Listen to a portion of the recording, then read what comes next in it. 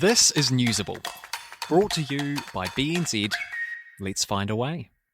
Pinch of the punch for the first of the month, no returns. This is the big thing that you had planned, is it? So in my messages about 2 minutes ago, and she says, I've got a banger for Top Chat. I've got a banger for talking at the top. And I say, what is it? And she says, no, I ain't telling you. I want your natural reaction, and it's that. I get you every month, and I use the same ploy every month. Well done. I say exactly the same thing, and I still win. I look forward to just speaking with you on September 1st. With that out of the way. Oh, hey, August is both of our birthday months. Oh my gosh, yes. It's the best of all the months. And it's also my 30th this month as well. So like this, Yeah. If there was ever a time to lean into the idea of a birthday month, This is it. it's now. It's Leo season. But you're a Virgo, aren't you? I'm Virgo. Yeah. I'm late August. Yeah. Late Aug. Yeah, I'm August the 13th. So please get your birthday cards ready and send them to staff offices in Auckland. Anyway, let's get on with the pod. Kia ora, this is Newsable. I'm Emil. And I'm Imogen, and this is what's worth talking about. July was the hottest month ever. So what can we expect for August? Could the hideous record making continue? Also, how would you feel about running your entire life from banking to dating to health through one single app? Why on earth do we go so ridiculously bonkers for sticker promotions and so-called free gifts from supermarkets? And we seize on a tenuous news link to discuss whether or not the Loch Ness monster is real. We've got all that coming up in a moment here on Newsable.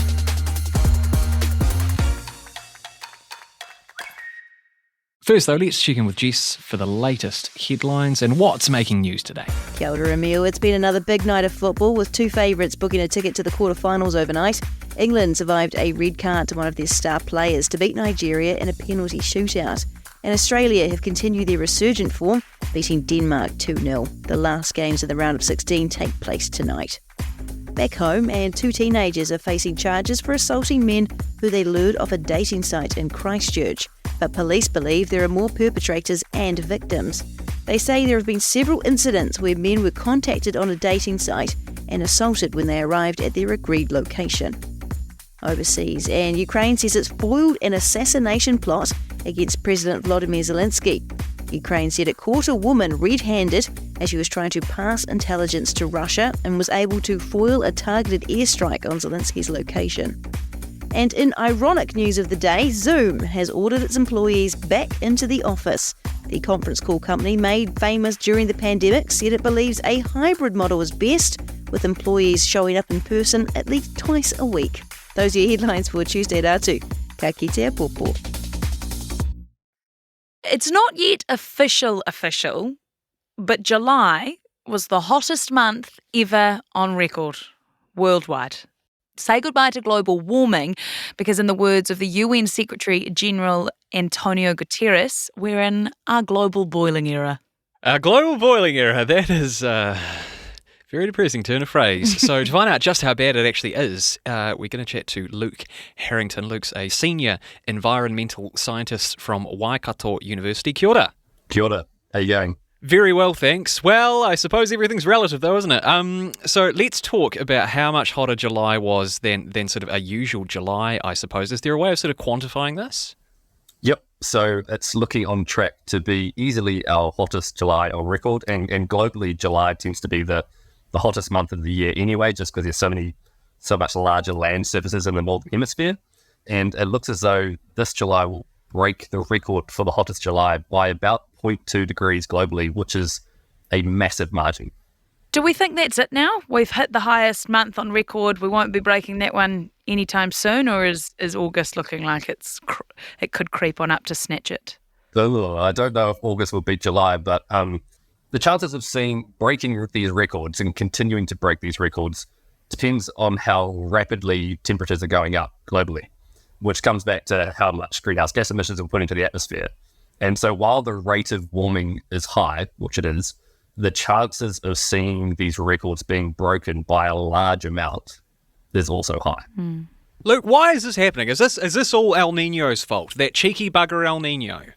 There'll be a small role to play from the forming El Niño, but that's only really kicking off. I mean, we've seen these very, very hot Julys happening for the last 3 or 4 years now. I mean, This is quite consistent with what we'd be expecting with a warming climate. These things play out in quite a dramatic way in the Northern Hemisphere for a variety of reasons. It's not unsurprising. We've started to understand the science a bit more, that when we see a very, very hot summer in the US, for example, we will also expect to see a hot summer somewhere else and then somewhere else again. So these things happen together for reasons to do with how the jet stream in the Northern Hemisphere is playing out and things like that. Is the phrase global boiling the right one to start using from now on? No, it's terrible. Boiling refers to something specifically, like it's changing phase of water, which is at 100 degrees at, regular at the ground surface. And no, it's not a useful phrase. I mean, I get the idea behind it. We're wanting to try to incentivize and motivate people to say this is a very bad thing that's going on and we need to do something about it. There's this tension that's happening now as we're shifting into these sort of higher warming levels and the impact is starting to really sort of bear fruit, that we're trying to figure out what is the best way to try to motivate people to change. And some people were opting to say this is really, really dramatic. We're sort of past the point of no return. I don't subscribe to that because I don't think that's helpful to motivate people to reduce their emissions. You might end up just giving up. The key thing to remember is that a little bit of additional warming that continues to happen is going to make these things worse. Every little bit of additional warming that we can avoid is going to avoid those impacts. And we can avoid any change in warming by reducing our emissions. And in actual fact, for these rapidly changing, what we call record-shattering extremes, the chances of seeing them are going to reduce quite rapidly the moment we dial back this rate of warming. Luke Harrington from Waikato University, thanks very much for your time today. Brilliant, thank you.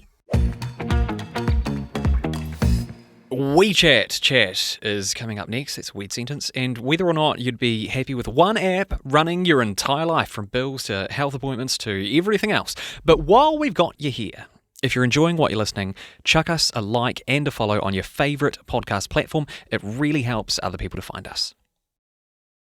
If you're looking for a bank that's going to get you to the place you want to be, it's got to be Bank of New Zealand, helping New Zealanders navigate towards a better future, whatever that future may be. BNZ.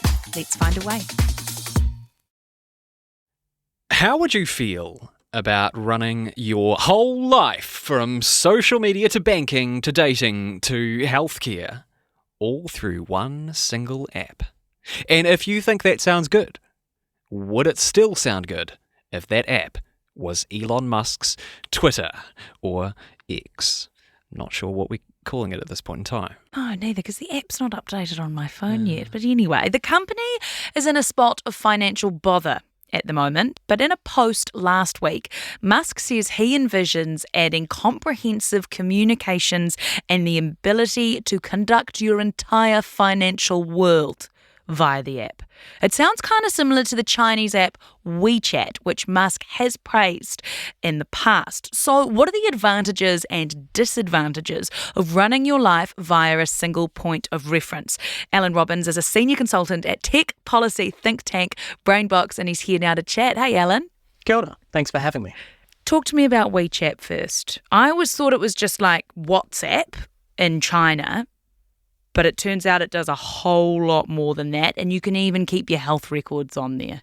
Yeah, it is a real everything app. It kind of started out as WhatsApp for China, but it just built and built and built. And because everybody was on there, when a new feature got added, everybody could immediately use it with each other and for themselves. So you can message a friend, you can do a live stream, you can apply for a job, you can buy a handbag, and you can contact your doctor without ever leaving WeChat. What are the advantages and the disadvantages of centralising so many disparate services in one place like that? Well, the advantage for the user is that, it's more convenient. There's less friction. If you see somebody posting about a product and you want to buy that product, you don't even need to leave the app in order to do that. So, it can be easier to use for people, and the fact that with WeChat everybody's already on there means that you don't have to worry that maybe things aren't compatible. If you need to send someone money, they have WeChat. It's guaranteed. The advantages for the company that runs the service are many. You have everybody's data about everything. You can pull it really, really easily, and it's such an all-encompassing ecosystem that it's really hard for people to leave it. Basically, having a WeChat account in China is compulsory because it's the way that most people communicate and it's the way most people do their banking. You need to have one. So if you leave, all of that goes as well. For the government, the advantage is obvious. There's one source that you go to for surveillance and censorship and whatever else you need because everybody's on there. Now, the reason, of course, we keep referring to this as China's app is because a lot of the apps that this is then sort of the big daddy of, weird phrase to use, are banned over there, right? So if something like WeChat was to move out of China and come into the West, what sort of challenges do you think it would face? I think it would face challenges that are close to insurmountable, honestly. Like the secret to WeChat's success, it's not really a secret. You can see it. You can see how it progressed. It was the messaging app in China because there was almost no competition, and network effects mean that the more people get on it, the more it is the place where everyone has to be. China didn't really have strong digital banking and digital payment systems for a long time. I mean, MasterCard and American Express only got allowed over there in like 2018 and 2020. It's very recent. So people needed digital banking and everybody was already on WeChat. So they offered it and it was a thing that everybody needed and then used. And they built out from there with all the other features. Nothing like that exists outside of China, really. You know, there is no one messaging app that absolutely everybody is on or social media app that everybody is on. And there's so much more competition for digital banking and all these other services.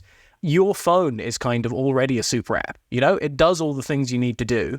It has individual apps for each function that WeChat performs, and they're made specifically to do those things. So they're usually going to be better than something that's trying to do everything.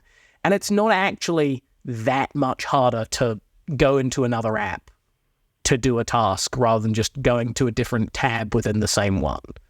Lovely stuff. Alan Robbins from Braybox, thank you very much for coming on. Been a pleasure.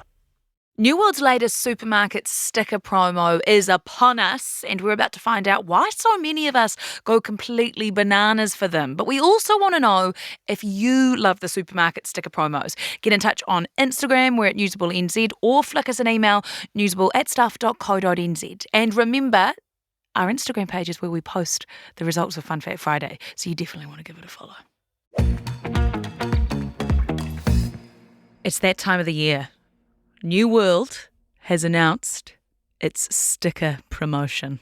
And this time, in the year of 2023, we're talking MasterChef 6-piece non-stick pots and pans. But it's not only pots and pans. There's a 2-piece utensil set, what looks like an oven tray. I think it's called a roaster rack. But anyway, the time has come. And those who play the competitive sport that is collecting New World stickers are officially out of retirement and back on the field. There has, of course, been some drama in the past where items have run out and it's turned into a sort of bloodthirsty Mad Max-style stampede. But this year, New World promises it's done the calculations and it's made sure that no sticker collector gets left behind. But what is it about these promotions that get so many people so jazzed? Well, here to hopefully give us some insight is clinical psychologist Dougal Southland. Welcome back to the pod, Dougal. Lovely to have you here. Kia ora, team. Lovely to be with you again. What is it about these promotions, Dougal? Why do they have such a vice-like grip on our psyche? Yes. Look, it comes back to some really basic principles of behavioural modification that we all do things or are likely to do things where we perceive that we get a reward from. So if it's something we want, we tend to work harder for it. And I think part of it is cracking the code on what is the thing that you want, because, you know, rewards are very much different strokes for different folks. Because we're in the era now where it's cookware items, it's glassware, it's cutlery. But remember when it used to be like miniature supermarket food?